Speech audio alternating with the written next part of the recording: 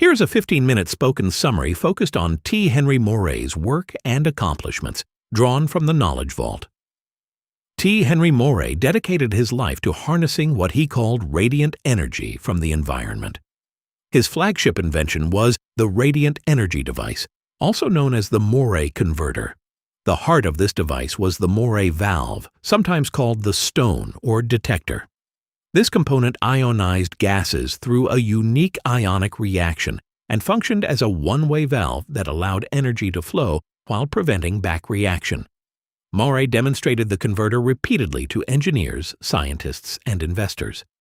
In multiple tests, it produced usable electrical power sufficient to light incandescent bulbs and run small motors without any conventional fuel, batteries, or connection to the power grid. Moray documented his theories and results in the book The Sea of Energy in Which the Earth Floats. The publication became a foundational reference in alternative energy literature and remains widely cited today. He also showed that radiant energy could be applied to materials processing. One notable result was the treatment of a copper-lead alloy containing 60% lead and 40% copper. After exposure to radiant energy, the alloy exhibited unusual properties that Moray recorded in his notes. In addition to power generation work, Moray developed a complete line of electrotherapeutic devices. In 1949, he received a patent for an electrotherapeutic apparatus. The system used a series of specialized discharge tubes, each engineered to produce a distinct form of radiant energy suited to particular medical conditions. One practical embodiment was a compact sealed box resembling an old telephone handset with a handle. This burn treatment device delivered targeted radiant energy directly to injured tissue. Other versions incorporated high-frequency generators using Uden coils or direct conductive metal electrodes. The design goals were simplicity, relatively low cost, and the ability to be used by physicians or even in home settings while minimizing damage to healthy tissue. Moray's family and the Research Institute of Radiant Energy extended this line of research. Publications list Henry Moray together with John E. Moray and Richard R. Moray as authors on technical papers, including the work titled Isotopes in Ionic Recovery of U-308. This paper explored the use of isotopes within an ionic recovery process for uranium oxide, applying radiant energy principles to materials separation and extraction. A related medical application was photoactinia, oxygen therapy, also called Cosray therapy. This electrobiological approach combined light and oxygen to address cancer. The underlying theory stated that malignant cells consume less oxygen and rely on abnormal sugar metabolism. The therapy introduced oxygen into toxin molecular structures to support detoxification, increased circulation, and raised ozone and oxygen saturation levels in the treated area. Moray also explored cold ray and death ray tube configurations as part of his broader radiant energy research. These involved primary copper strips of specific dimensions, 1/8 inch thick by 1/16 inch, 9 inches in diameter, arranged in 15 to 20 turn configurations, to generate particular radiant effects. Throughout his career, Moray maintained a research institute that continued the work after his passing. The radiant energy valve technology, the patented electrotherapeutic apparatus, the documented alloy treatments, the isotopic recovery processes, and the oxygen light therapy protocols together represent a coherent body of accomplishments spanning power generation, materials science, and medical applications. The Vault records emphasize that Moray's radiant energy concepts, especially the valve and its ability to tap environmental energy, became a staple reference point for later investigators in the field. His published book, granted patent, repeated successful demonstrations, and family-led continuation of the Institute constitute the core of his documented accomplishments. That concludes the 15-minute summary of T. Henry Moray's work and accomplishments.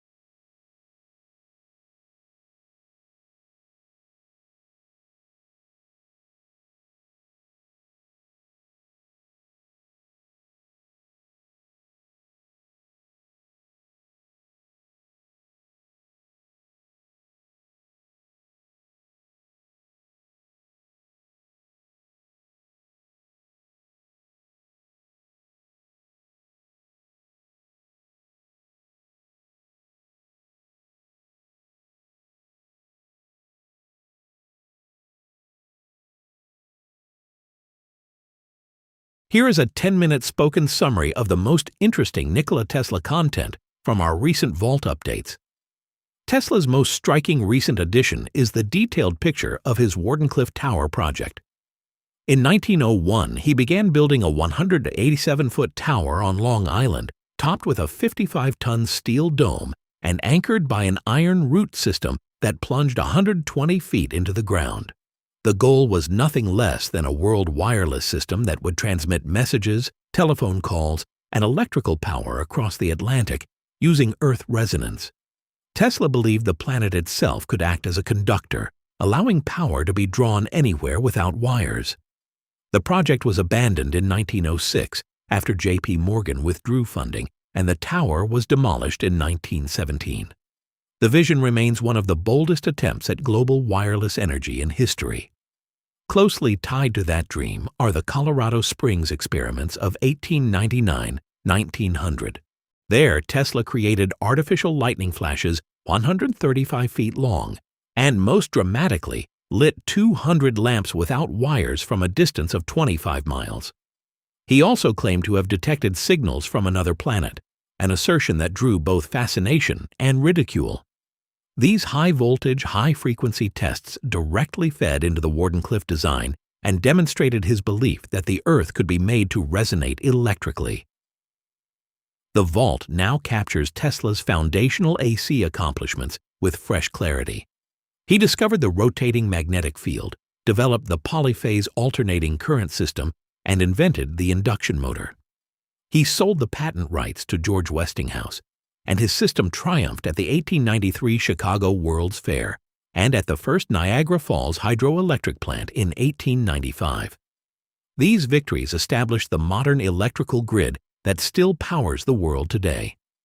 Another highlight is the sheer breadth of his 300 patents. Beyond the famous Tesla coil, 1891, which remains essential in radio and electronics, the updates list remote control, demonstrated with a boat in 1898, early X-ray imaging, fluorescent and neon lighting, and the bladeless turbine. Many of these ideas were decades ahead of their time and laid groundwork for technologies we now take for granted. The recent material also places Tesla in a larger pattern of visionary but underfunded inventors. Like T. Henry Moray's radiant energy work, Tesla's wireless power ambitions faced sabotage, investor withdrawal, and institutional skepticism. He died in 1943 in a New York hotel room, largely forgotten and impoverished. Yet his AC system and coil technology continue to shape daily life. In short, the latest Vault entries paint Tesla as both a practical engineer who electrified the planet and a radical dreamer whose most ambitious project, global wireless energy, remains unrealized more than a century later. The Wardenclyffe story and Colorado Springs demonstrations stand out as the most dramatic and forward-looking chapters now preserved in the knowledge base. That concludes the 10-minute summary.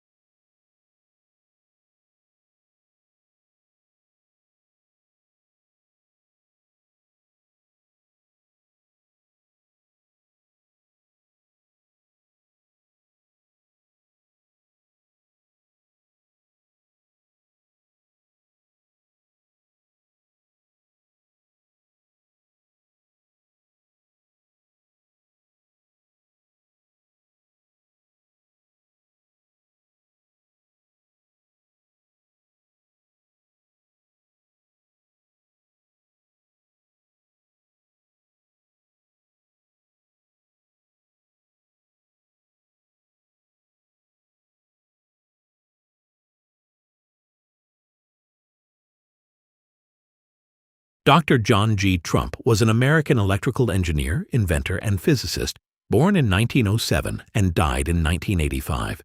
He spent most of his career at the Massachusetts Institute of Technology, where he worked on high-voltage engineering, radar systems, and particle accelerators. During World War II, he served on the National Defense Research Committee and was called upon to review Nikola Tesla's seized papers in 1943. After a 3-day examination, He concluded that Tesla's work was primarily speculative and philosophical and did not contain new practical methods of immediate military value. Dr. John G. Trump is directly related to President Donald J. Trump. He was the uncle of President Trump. John G. Trump was the brother of Fred Trump, Donald Trump's father.